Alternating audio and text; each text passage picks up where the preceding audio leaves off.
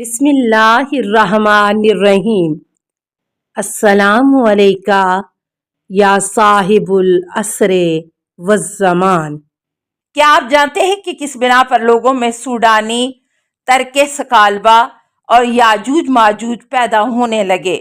حضرت نوح علیہ السلام 2500 سال زندہ رہے اور ایک دن وہ اپنے سفینے میں سو رہے تھے کہ ہوا کا جھونکا آیا اور آگ کی شرمگاہ سے کپڑا ہٹ گیا۔ یہ دیکھ کر ان کے بیٹے حام اور یافس ہنسنے لگے تو سام نے انہیں جھڑکا اور ہنسنے سے منع کیا، اور پھر ہوا کے جھونکے سے جب بھی کپڑا ہٹتا سام اس کو برابر کر دیتے، مگر حام اور یافس اس کپڑے کو پھر ہٹا دیتے۔ اسی اثناء میں حضرت نوح علیہ السلام کی آنکھ کھل گئی اور دیکھا کہ دونوں ہنس رہے ہیں۔ پوچھا کیا بات ہے؟ تو سام نے سارا واقعہ بیان کیا۔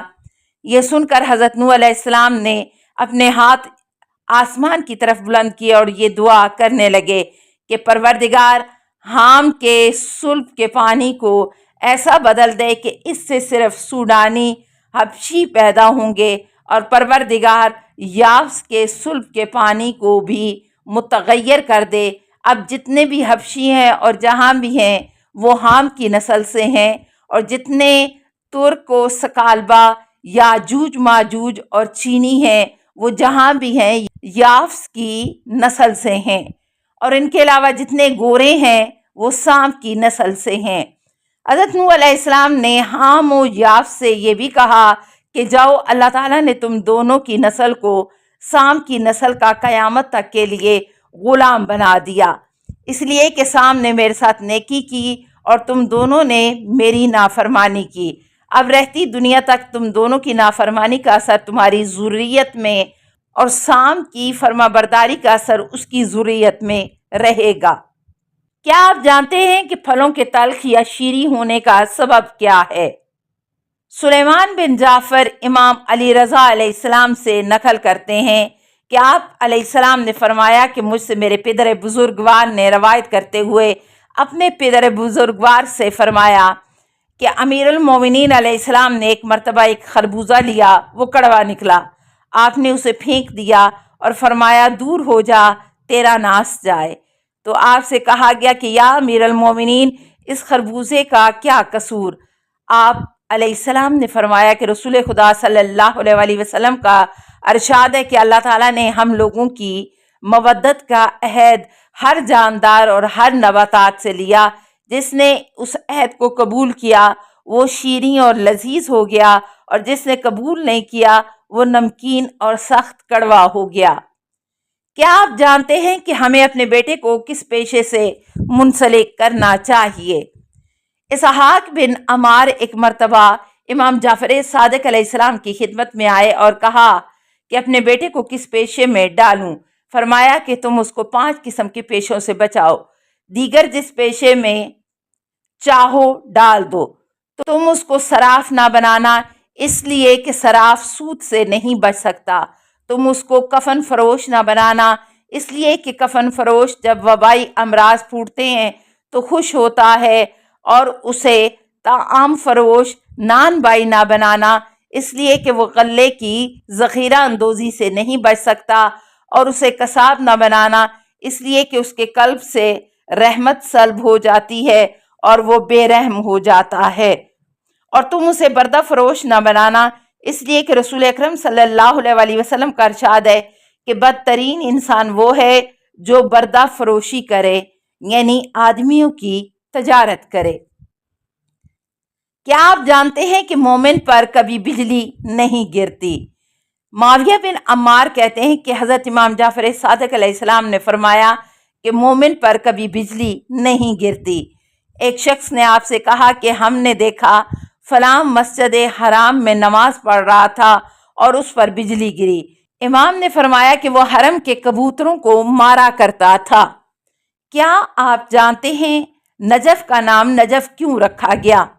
امام جعفر صادق علیہ السلام فرماتے ہیں نجف پہلے ایک پہاڑ تھا، اور یہ وہی پہاڑ تھا جس کے لیے فرزند نوح علیہ السلام نے کہا تھا کہ میں پہاڑ پر چڑھ جاؤں گا اور وہ مجھے پانی میں ڈوبنے سے بچا لے گا، اور روئے زمین پر اس سے بڑا کوئی پہاڑ نہ تھا۔ جب پسرے نوح نے کہا تو اللہ نے پہاڑ کی طرف وحی کی کہ اے پہاڑ، کیا تیرے ذریعے یہ میرے عذاب سے بچے گا؟ یہ سن کر پہاڑ ریزہ ریزہ ہو کر کربلا و شام کی طرف ریت بن کر پھیل گیا۔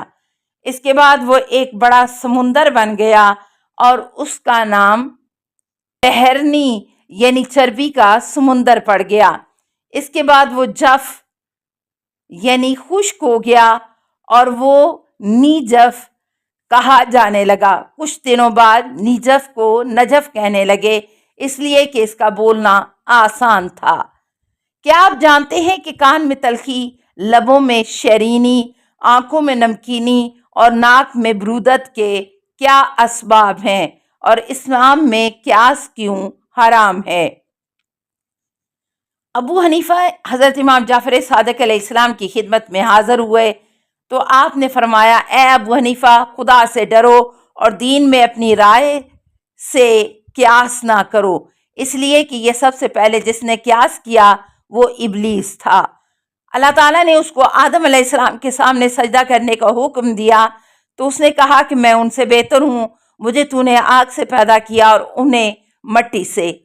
اس کے بعد آپ نے فرمایا کہ اچھا یہ بتاؤ کہ اللہ تعالیٰ نے آنکھوں میں نمکینی، کانوں میں تلخی اور نرخروں میں بدبودار پانی اور لبوں پر شیرینی کو کیوں رکھا؟ اس نے کہا مجھے نہیں معلوم۔ امام جعفر صادق علیہ السلام نے فرمایا، سنو، اللہ تعالیٰ نے آنکھوں کو چربی سے بنایا اور ان میں نمکینی رکھ کر بنی آدم پر احسان کیا، کیونکہ اگر ان میں نمکینی نہ ہوتی تو وہ پگھل جاتی، اور کانوں میں تلخی رکھ دی، اگر ایسا نہ ہوتا تو اس میں کیڑے مکوڑے گھس جاتے اور دماغ کو چاٹ جاتے، اور نرخروں میں تری اور پانی رکھ دیا تاکہ اس سے سانس اوپر جائے اور نیچے آئے، اس سے خوشبو اور بدبو کا احساس ہو، اور لبوں کو شیریں رکھا تاکہ ابن آدم اپنے کھانے اور پینے میں لذت محسوس کرے۔ اس کے بعد حضرت امام جعفر صادق علیہ السلام نے پوچھا، بتاؤ وہ جملہ کون سا ہے جس کا پہلا حصہ شرک ہے اور دوسرا حصہ ایمان ہے؟ انہوں نے کہا مجھے نہیں معلوم، تو آپ علیہ السلام نے فرمایا وہ کلمہ لا الہ الا اللہ ہے، اور اگر صرف لا الہ کہے تو شرک اور الا اللہ کہے تو ایمان ہو جاتا ہے۔ اس کے بعد آپ علیہ السلام نے فرمایا یہ بتاؤ کہ کون سا گناہ بڑا ہے، قتل نفس یا زنا؟ ابو حنیفہ نے کہا قتل نفس۔ آپ علیہ السلام نے فرمایا مگر اللہ تعالیٰ نے قتل نفس کے لیے صرف 2 گواہ قبول کیے اور زنا کے لیے 4 گواہ سے کم قبول نہ کیا۔ یہ بتاؤ نماز بڑی چیز ہے یا روزہ؟ ابو حنیفہ نے کہا نماز۔ آپ نے فرمایا کہ پھر زن حائضہ کے لیے یہ کیوں حکم ہے کہ وہ اپنے روزوں کی قضا رکھے اور نماز کی قضا نہیں؟ اب تمہارا قیاس کہاں رہا؟ لہٰذا اللہ تعالیٰ سے ڈرو اور قیاس مت کرو۔ کیا آپ جانتے ہیں کہ مومن کی نسل میں کافر اور کافر کی نسل میں مومن کیوں پیدا ہوتے ہیں؟ امام جعفر صادق علیہ السلام نے فرمایا اللہ تعالیٰ نے ایک میٹھا پانی خلق کیا اور اس سے اپنی اطاعت گزار بندوں کو خلق کیا، اور ایک کڑوا پانی خلق کیا اور اس سے اپنے نافرمان بندوں کو خلق کیا، پھر وہ دونوں پانی حکم خدا سے مخلوط ہو گئے۔ اگر یہ نہ ہوتا اور دونوں الگ الگ ہوتے تو پھر مومن سے مومن اور کافر سے کافر ہی پیدا ہوتا۔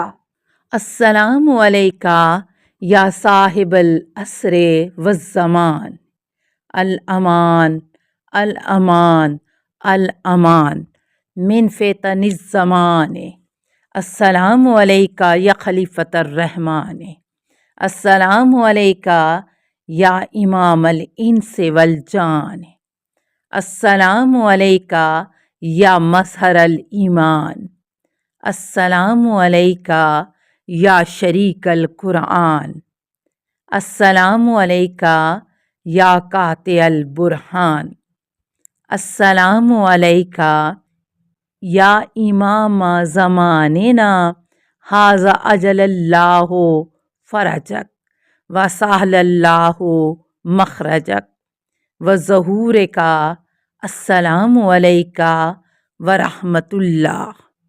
اللہم صلی علی محمد و آل محمد۔